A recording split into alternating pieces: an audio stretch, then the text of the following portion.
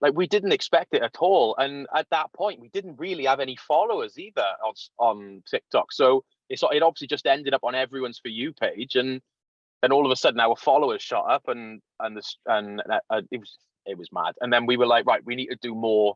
We need to do some more Disney stuff. I appreciate you doing this, Stan. Thank you so much. No worries at all, man. I'm Adam, and this is about you and your journey in music, and we'll talk about the new Punk Rock Factory record coming out. I think on Friday or coming up here soon. 31st. Yeah, Friday. Yeah. That's awesome. Sweet. So I always start off. Where were you born and raised? South Wales, in the UK. Just about 20 minutes from Cardiff. It's kind of just a little town, not a lot going on, you know. Mm-hmm. So bands was a good outlet for there was nothing much else to do unless you played sport, and I've never been much of a sporty one, you know. Okay. So did you come from a musical family at all? Yeah, a lot of my family would be in like the male voice choirs and stuff like that. Oh, okay. So it's pretty cool, yeah. Music instrument wise, not so much, but a lot of my family would sing in some form or another, you know. Were you introduced to that, like, or put into chorus or choir or something like that at an early age? Not really. I used to do bits and bobs in school, but no, I mean, they never really pushed it. And then I think I hit about 11 or 12 and just kind of found my feet with music then. And just all I wanted to do was play bass. I've always been a bassist. Oh, really? Yeah. Always, like, up until now. Like, I've obviously played guitar, but in terms of being in bands, I've always been a bassist. I picked that up when I was about 11 or 12, and just sort of carried that through, learning guitar along the way. And then I've ended up playing guitar more recently, you know.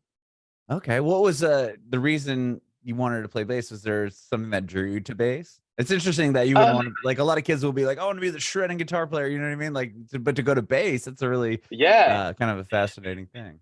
Do you know, it was weird. It was actually my music teacher in school. I remember I was probably in like my first year of high school, so I would have been about 11 or 12. And I remember talking to my mate in class, and I was like, I don't know whether about this is how long ago it was. I wanted a PlayStation 1 or a bass guitar for Christmas. And my music teacher was like listening, and he was like, don't get a PlayStation, get a bass. Everyone plays guitar, nobody plays bass. You'll never be short of work. I was like, all right, done. Bassist then. Yeah, I mean, he's right. I mean, a lot of people don't play bass, or they'll be a guitar player that the band will need a bass player, and someone's like, all right, I'll play bass, I guess. I'll do it. But there's not a whole lot of bass players that are very, good at playing bass. It's usually, especially for punk rock bands, it's like, okay, I can follow the root note of the guitar power chord, but actually know the bass. Play a 4-chord progression, and that's about it, isn't it? Right. Wow. Okay, so you started learning bass, and did you take bass lessons at you said you're in a music class? Was that an instrument that you were able to play, or was that more like I did take lessons outside of school for that then. Okay. It was a guy that did sort of music lessons in his house, and you just go there, and he was in bands and stuff, so it was more band orientated as opposed to orchestra orientated, Okay. So that was just ended up down that route, and it was great. Did you start a band or join a band fairly quickly after that? I joined a band within about a year or so then. So by the time I was about 13, I was playing pubs and clubs and playing to about 5 or 6 people, It was great. Wow, well, that's cool. I mean, to be able to play at least venues to some degree, instead of like, oh, we did a talent show and then our friend's 14th birthday party. I mean, it sounds like you were doing actual shows. Yeah, we were. I mean, the rules for age restriction in pubs and clubs in the UK back then were pretty loose, So nobody really cared, No one was questioning a 13, 14-year-old in there No, playing. no, not at all, not at all. That's funny. And were those original songs or was it covers? Yeah, they were originals. Yeah, I mean, I was in for a while. I was in bands with like guys older than me, sort of people that were in my high school and were a few years above me. Mhm. So I just ended up tagging along with them everywhere. And they were writing their own music, and I was just tagging along for the ride. And like at what like how long did you do that for? I mean, was there a point when you were in a band that started to get kind of successful? Like when did you know that you wanted to do this for I mean, forever? I've always, to be honest, it's always been my dream since I was a kid, man. Like, Okay. like late 80s, early 90s. I remember, I was born mid 80s, so it would have been towards the end of the 80s, start of the 90s. I was watching things like the turning point for me actually, Back to the Future, the first episode of Okay. Back to the Yeah. Future, Yeah. the Johnny B. Good scene in Back to the Future.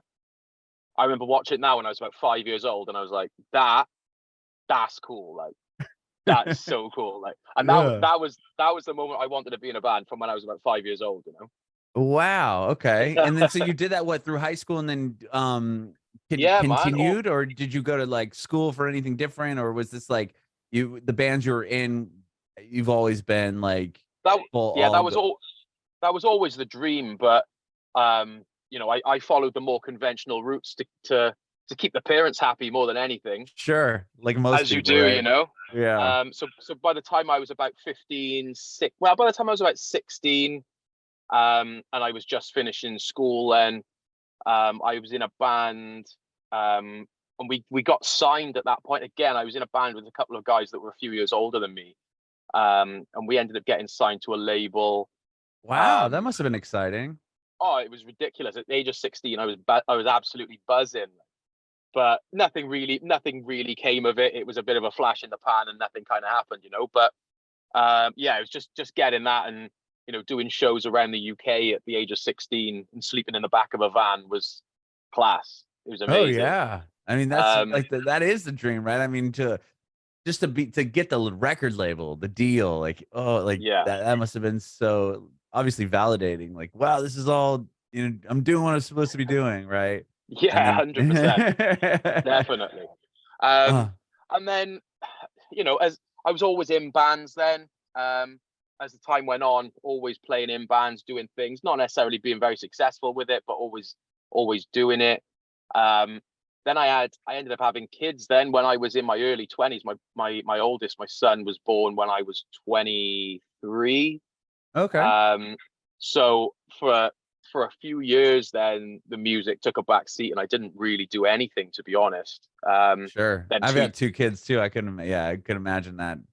Exactly, yeah. Having to change quite Um, drastically. yeah, I'm being young as well. I kind of had to take responsibility for myself and just right, okay, get a job, get a tidy job, or a normal job, and do what you got to do. And then I had another my daughter then a couple of 2 years later. So there was a good sort of 5 year period during that time where I wasn't doing anything. But then Cobb, who's the drummer in Punk Rock Factory, was doing a lot of stuff with social media and YouTubes and stuff, YouTube channels and stuff like that.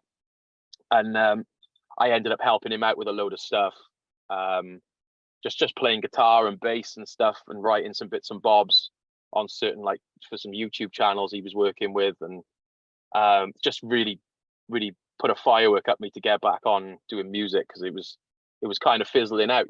Hmm. And Was for those songs, were they just like were they covers or like original music that people it were was using it, just on their channels? it was a bit of both. It was actually a channel that he had created. It it was for kids. It was more for kids. It was like nursery rhyme, like in the kind of rock style. So it's kind of an early PRF, I guess, but it was very much a child orientated channel. It was like pandas. It was like a costume thing on YouTube. Um, and we did stuff, but we wrote some originals, and we actually had on one of them Phil Campbell, the guitarist from Motorhead.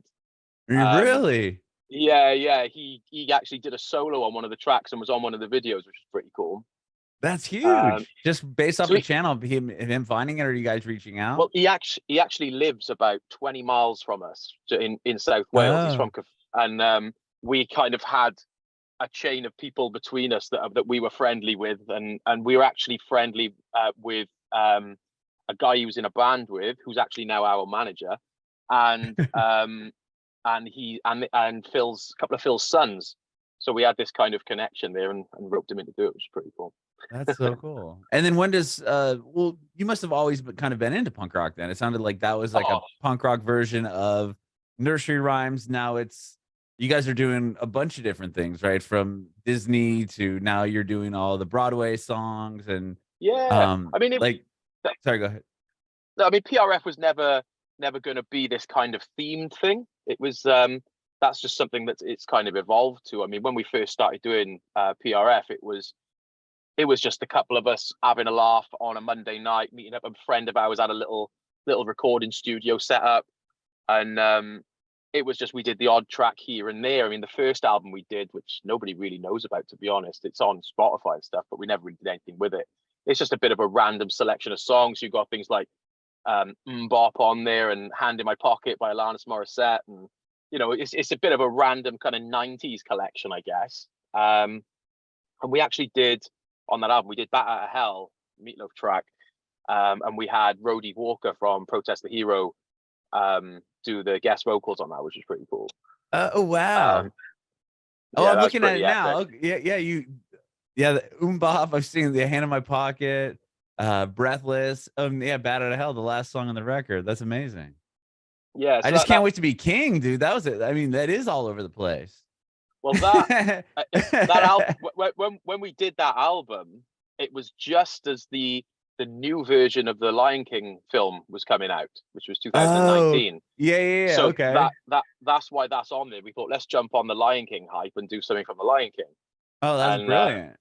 yeah, and it was because of that song that we ended up doing Disney, because obviously 2019, end of 2019, we brought that album out, and then obviously early 2020 then is when COVID hit, Yeah. right? Uh-huh. And and TikTok was just kind of catching its stride then, as when everyone was sat at home doing nothing during COVID. Hmm. And we uploaded just a short video of Just Can't Wait to Be King on TikTok, and it went mental. People went wild for it, and like it got like 1 million views in 24 hours or something. We were like, Oh, this wow. Like that must have yeah, been this wild. What was that like? I mean, to put a video up and then to see well, it yeah, just go viral it was on social crazy. media. Like, we didn't expect it at all, and at that point, we didn't really have any followers either on TikTok. So it obviously just ended up on everyone's For You page, and then all of a sudden our followers shot up, and it was mad. And then we were like, right, we need to do more. We need to do some more Disney stuff, and we were talking, oh, we'll just do a couple of tracks here and there. And then the more we talked about it and the more we looked into it, we realized that no one, apart from the sort of Pop Goes Punk albums, no one had done like a Disney Goes Punk album as a full band. Like, you'd have different bands doing different songs and stuff, but not as like one band just doing a Disney album. So Yeah.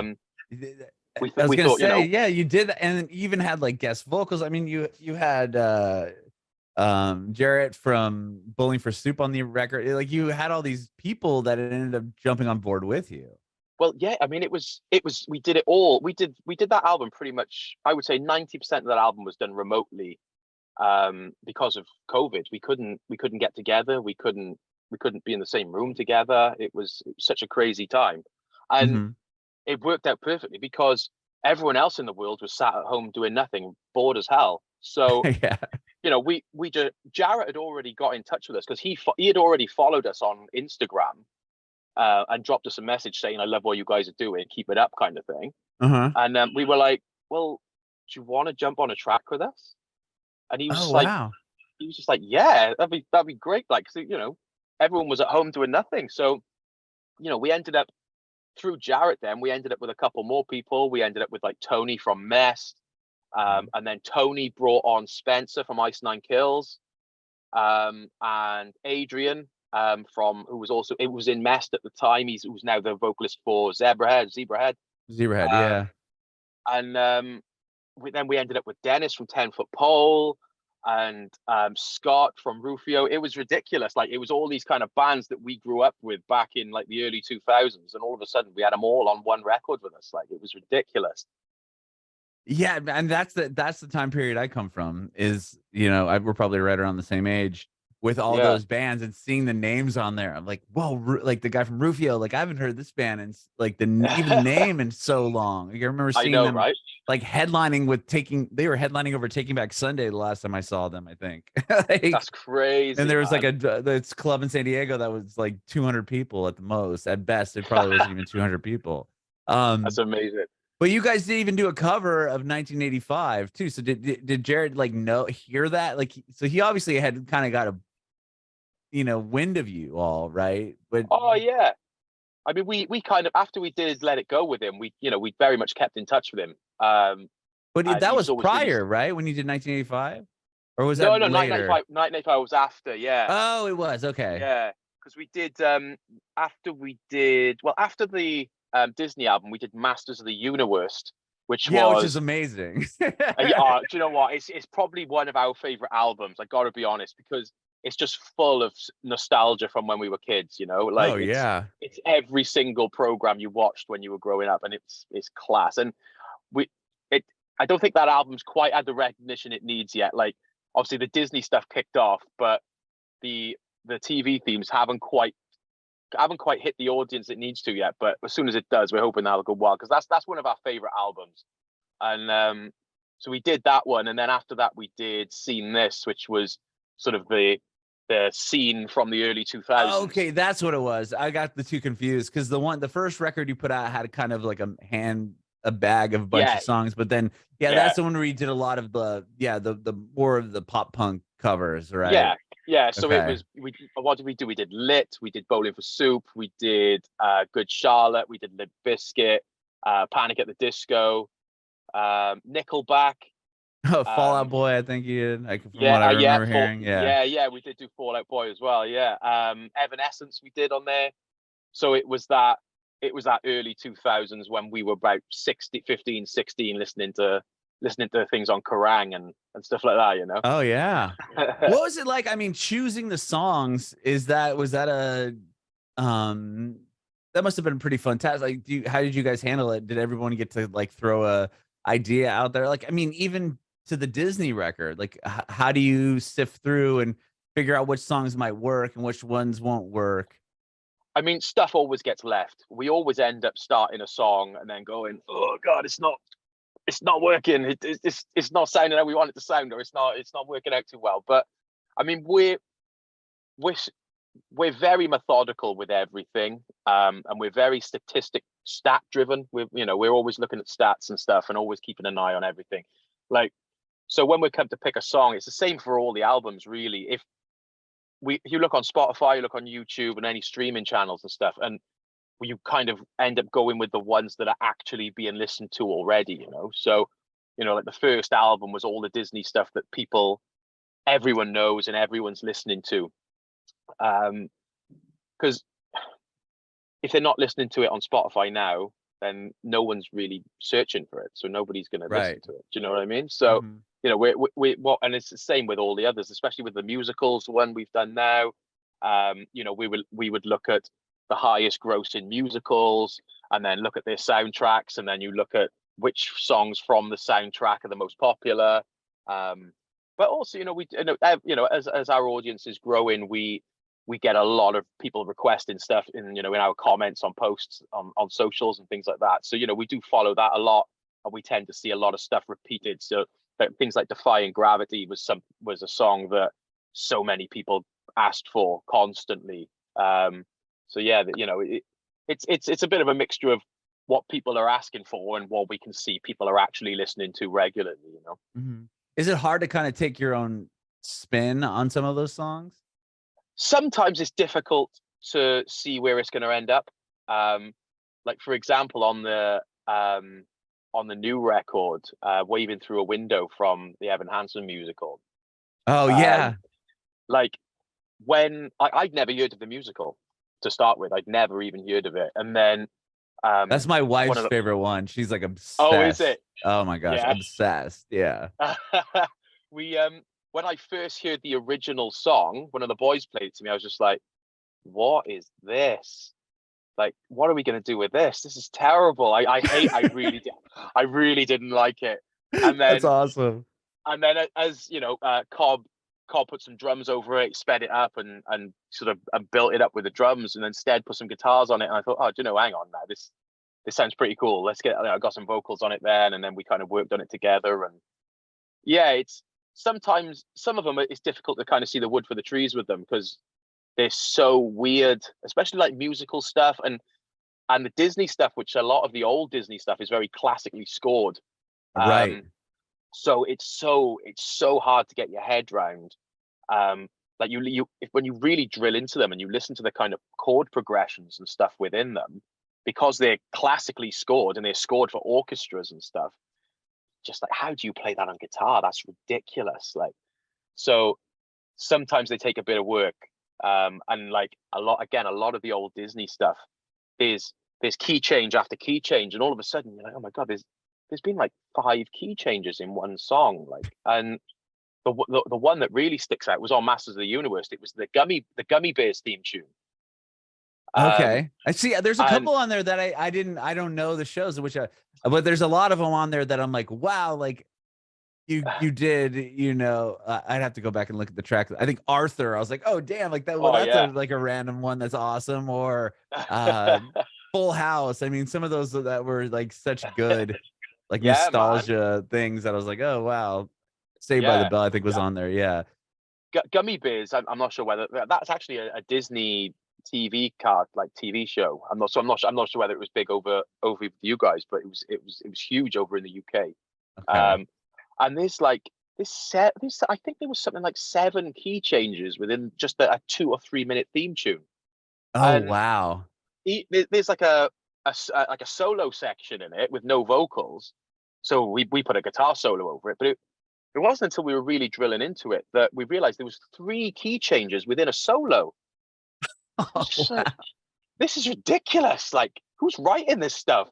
Like, luckily, like a lot of the new Disney stuff is very pop orientated, isn't it? You get a lot of pop artists doing the new Disney stuff, so it's pretty much painting by numbers, really. But yeah. But yeah, a lot of the old stuff is hard, and it's difficult to. Sometimes it's very difficult to imagine how it's going to turn out. Yeah, I mean, just looking at some of the song titles when I was first checking you guys out, I was like, how are they going to pull this off? And then it works. It sounds great. But I mean, I'm sure it's a little easier when you're doing like the scene punk songs, right? I mean, those are already in kind of that lane. But to take a song like the Thundercats theme song and then make it into something punk rock, like it's just such a different way to think of the song. Yeah, and we love the Thundercats one. We actually play that live. It's so good. We love. Oh, do you? I love the Thundercats. Sick. That was one of my favorite shows as a kid. So good. So with this new one, like you said, it wasn't always going to be like a theme, right? But it ended up becoming that, at least with the last 3 records, or 4 now, I guess, if you consider the scene one it is a concept there too. It was, the first album was kind of just a mismatch of stuff, whereas we did Disney and we were like, oh, okay, there's something in this. So then it was because of that first Disney album we followed on with the themes. Really, people were asking for themed albums. So because we'd done a Disney themed album, they were like, what are you doing next? Are you doing this next? Are you doing 70s music, or are you doing disco, or are you doing musicals, or so it was, or like TV shows and stuff like that. So there's a lot of stuff on comments asking for these themes, which is why we've sort of carried on with it, really. Musicals was one that came up time and time again. And we held off and we did the theme tunes, and then we did the second Disney album. We did the sort of early 2000s alternative album. And we thought, it's time now. It's time to do the musicals, And but you know what? We've had so much fun with it. It's been so good. Like, none of us are really big musical fans. Uh-huh. like I've never been into musicals really. I think the only ones on there that I'd ever watch was Grease and Sister Act. I think they were the like we've got songs from those two, and Yeah. other than that, like I knew what Defying Gravity sounded like. Um, and Dream to Dream from Les Mis, like everyone knows what that song is, right? But like there was so much of it, like we were checking ideas around. But it was just over a year ago. I took my missus to New York for a break, and we actually watched Jersey Boys while we were in New York, Oh, cool. and that was amazing. Like I've you don't realize how many songs Frankie Valli did that but you don't know that it was him. Like, yes, exactly, right. There's some of these songs that you're like, oh, that's what that's from. yeah, it was crazy. Like, we sat there watching it. I was like, that's pretty cool. And then all of a sudden, I was like, he wrote this one. He did this one. I was like, this is ridiculous. I know all these songs. This is amazing. Yeah. So that's why we definitely ended up wanting to do a Frankie Valli song after that, and we did December '63, which has come out great. What a night! Like such a banger.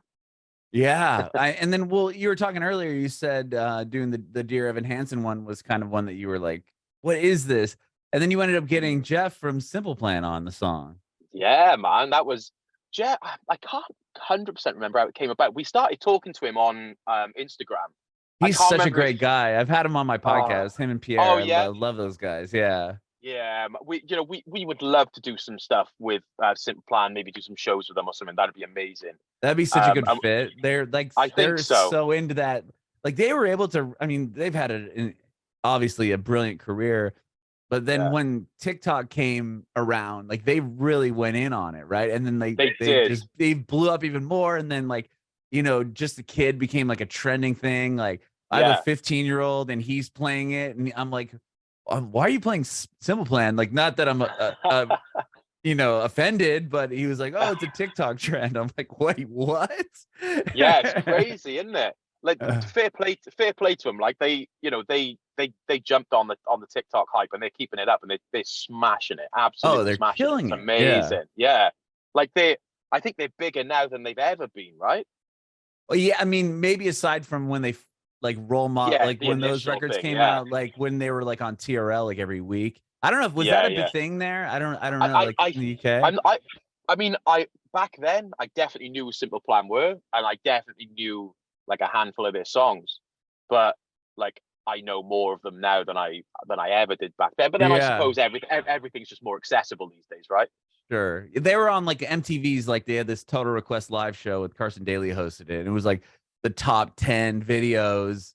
And like, that's really like, the boy band era, the Britney Spears era, but that was like when Eminem came through and like Blink-182's End of the State blew up. But Simple Plan was a part of that whole movement of these bands. Like, so they were on MTV all the time. So they were huge. And then to see them, I mean, this is so many years ago, and then to see them kind of come back, not that they were ever gone, but like to be like that in the limelight again is so cool to see. That kind of resurgence from him is amazing, isn't it? Like, I can't remember how the dialogue started with Jeff. I'm not sure whether he may have commented on something we did, or we commented on his, and then all of a sudden, then there was a bit of dialogue, and he's so nice, man. Such a nice guy. So cool.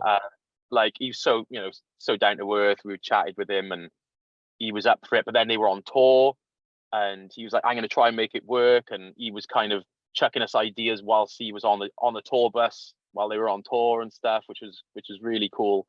And then when he sent the sort of final take of that solo over, that guy can shred, man. Oh, he's such a good guitar player. Yeah, ridiculous. Like, to be honest, it took us by surprise a little bit. We didn't really have any idea of how much he could shred, because he sent the solo over and he was like, "It's a bit crazy, but what do you think?" And we were like, "Bro, that is ridiculous. Like, that's amazing."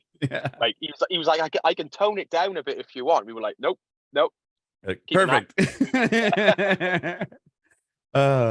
Yeah, because I can't wait to hear the record, because there's some songs on there that I'm like excited to hear. One of those is that you guys did "Shallow from the Stars Born." I think that's such a cool choice. Yeah. Like, we didn't want to kind of pigeonhole ourselves into any sort of musical direction, because we wanted this kind of broad stage and screen musicals, which is why, you know, we did things like, well, I mean, Grease has done both, but obviously originally it was a film. We did the City of Stars, right? Yeah, From La La Land. Yeah. yeah. So we kind of kept it broad. Greatest Showman, which was that's a cool song that you guys did too. Rewrite the Stars. Yeah, Rewrite the Stars is amazing. Stead, our guitarist, he's a big fan of The Greatest Showman. I love that movie too. Hugh Yeah, he loved Jackman, it. I love that guy. he was busting to do Rewrite the Stars, so that had to go on. And yeah, it came out great, that one. Do love that one. Oh yeah, it's awesome. And you guys have a bunch of sold out. I mean, like coming from doing this and having this TikTok video kind of go viral in the midst of COVID and really building this online presence, right? I mean, in the beginning, it was more of like you were just this like, is it safe to say like you were like kind of like this online band that was doing stuff, well, right? That's all it was ever meant to be. This was never meant to be what it's ended up being. And then you're doing live shows and they're all sell out. I mean, tell me about that. Like like announcing your first live show. Was it like, okay, we can pull, obviously you can pull it off, you're all talented musicians, but was that something you're like, okay, is this gonna work? Like then getting your first show? It was crazy. It was ridiculous, because we started off, it was just going to be this kind of YouTube channel that we put a video up maybe once a week and, you know, see what we could do with it. And then during COVID, it was, again, we still, as Punk Rock Factory, we'd never played live, and it was still like, at that point never the intention to do that. And then during COVID, I mean, it was a terrible time for the world, but it worked out great for us. Like I say that too. I mean, from those podcasts as well. I got in right under the boom of everyone trying to start one. It's brilliant. And we ended up getting contacted by a big agent in the UK who was like, I really want to work with you. And then, you know, the talk of us playing live was getting thrown about, and some ideas. And the first time we ever played live as Punk Rock Factory was at a festival called Bloodstock in the UK, and wow. it's a heavy metal festival. Mm-hmm. And where they're playing fucking Let It Go and Turtles and stuff. And like we walked onto this stage, and we were playing in front of, it must have been 8,000 people, and it was the first show we ever played as this band. Oh my gosh. We were worried, man. Like we were like, how is this gonna go down? Like this is gonna go one or two ways. This is either gonna be amazing, or we are gonna be bottled off stage. Like this is gonna be horrific. And I've never seen anything like it in my life. Like there was 8,000 people, and they're all metalers, and you've got these massive guys in like denim jackets covered in patches and huge beards, just singing Let It Go back at us. And so like, this is unbelievable. Like the place went absolutely crazy. And that point we were like, we're onto something here. This is mental. And it was not long after that then that we did our first UK tour. And we were out for about 3 weeks, and I mean, I think we sold out about half of the shows, half to 2/3 of the shows for that tour. And they were great. It was great. It was our first tour, and we just had the best time. It was amazing. But then since then, I mean, it's gone crazy. Like the tour, we've only got technically we're on tour at the moment. We're just it's kind of split up a little bit. Uh-huh. Like every show on this tour is sold out. And like, you bear in mind the tour that we did just about 18 months ago, we were playing clubs that were kind of 200-300 capacities. And on Saturday night, we played a hometown show in Cardiff, and we've sold out a 1,500 capacity venue in Cardiff. Wow. And it's a venue that we all went to when we were younger, and we watched bands like Coheed and Cambria and Glassjaw and Fall Out Boy, and like all of a sudden we're on that stage and we've sold the place out. It's just like, this is unbelievable. Like it's crazy. Like we don't take any of this for granted. Like we're enjoying the ride, and we are, you know, we're buzzing. Like it's so crazy. That's so awesome, man. I mean, and it really takes to be put your first show, you're put on to this festival that's like all metal. I'm just looking at the lineup for this year. I mean, it's like Killswitch Engage and Megadeth and, you know, Yeah. Sepultura. It's like, it's not like even like, okay, there's like these hardcore band like genre crossovers. It's like, no, this is like a straight up metal festival, right? Yeah. And then to come out 100%. and do Disney songs that could either, I mean, you like you guys said, I mean, you like you said, it could either go two ways. They're either Yeah. gonna just boo us off the stage and we're just gonna clear this lot, or Yeah. everyone's gonna love it. But you have to be able to do, like, there's a way you guys do it that connects with people, because deep down in, you know, if you love metal, that doesn't mean you can't appreciate, you know, or you maybe if your daughter likes, you know, whatever, Frozen, like there's these Yeah. songs that just kind of make sense. And if you've had a few, you're like, oh shit, I know this song. Like, you know, Yeah. it works out in the way where that it's just so cool. I would have loved to seen that, like all these metal singing. Do you know what? It's really Disney cool as well. songs. Like we saw it at Bloodstock, and you know we see it at so many shows, and we see it in the comments, and when we do like meet and greets with people then at our shows and stuff, we see and hear it time and time again, where people say, "You kind of really helped me connect with my kids on a different level than I have previously," because you know their kids, they're going on car journeys, and their kids want to listen to Disney soundtracks, and the parents are sat in the front of the car just absolutely hating their lives. Just And like AirPods in with something else. exactly, going. yeah. And then all of a sudden they can play the Disney songs that are being played in a style that they want to listen to, but the kids are still buzzing because it's Let It Go, right? Right. So it's, you know, it's like we get it so much. It's amazing. It's so good. Like we see it so much at our shows as well. We try and make as many shows as we can, all ages. A lot of them end up being 8+ or maybe 14+. But you know, we try and get the age range as broad as we can, because so many of these people want to bring their kids to these shows, you know, and Right. it's so crazy looking at you, like our crowds. They are literally, they can be from the age of 4 or 5 all the way up to the age of like 65, 70. You know, we're just seeing such a wide range, and it's amazing. Like, you know, you as a kid, you always have these kind of moments that sort of pave your musical path through life, right? Mhm. And to be that band that 4 and 5-year-olds are listening to get them into this like kind of like alternative genre, like that's huge, man. Like we love that. Like it was never our intention to tap into that kind of market, but it's huge. Like we absolutely love that. We absolutely love it. I think that's so cool. I just I wish that you guys were around like 4 or 5 years before. Like, because my kids are 15 and 7, and Okay. when my 7-year-old was like a baby, there was Rockabye, I think it was called Rockabye Baby. It was Okay. like it was like all like the Cure records and Blink records and like these songs, but they were like like done with like a nurse, not a nursery. I'm trying to think of like the instrument, but it was like a xylophone. Like it was Oh like yeah. xylophone driven. Yeah. And I was like, I guess I can deal with this, like to try to get him to go to sleep. But like having these cool Disney songs would have just been such a game changer. Oh I yeah. think. 100%.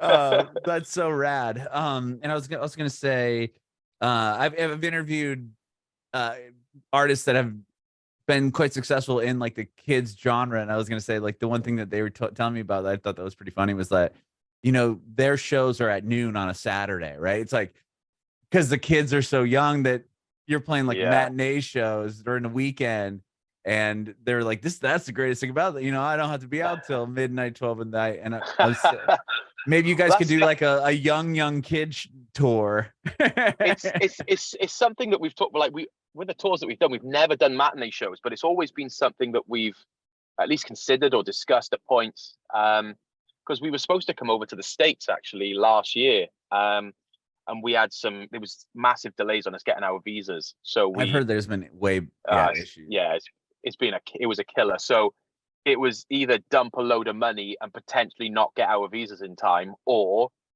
hold off, Wait it out. reschedule, Yeah. and and not waste the money essentially. So so we had to pull it. But there was talk with some of the US shows that we were going to do some matinee shows while we were in the US. That's awesome. But yeah, it's definitely on the cards at some point. We will do that.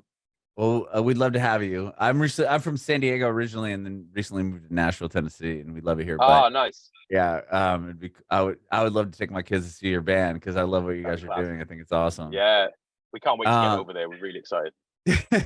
Well, PJ, dude, thank you so much for hanging out with me today. I appreciate your time. No worries, man. No worries. Thanks for talking to me. Yeah, I have one more quick question before I let you go. I want to know if you have any advice for aspiring artists. Just don't give up. Like, like, as cheesy and as corny as it sounds, you just got to follow your dream, because the four of us, this has been a dream for us forever, and we just kept going and kept going, and we're like mid-30s now, and all of a sudden it's happening. So don't fall at the first hurdle. Just keep going, man. Like, if you want to do it, you can make it happen. Like.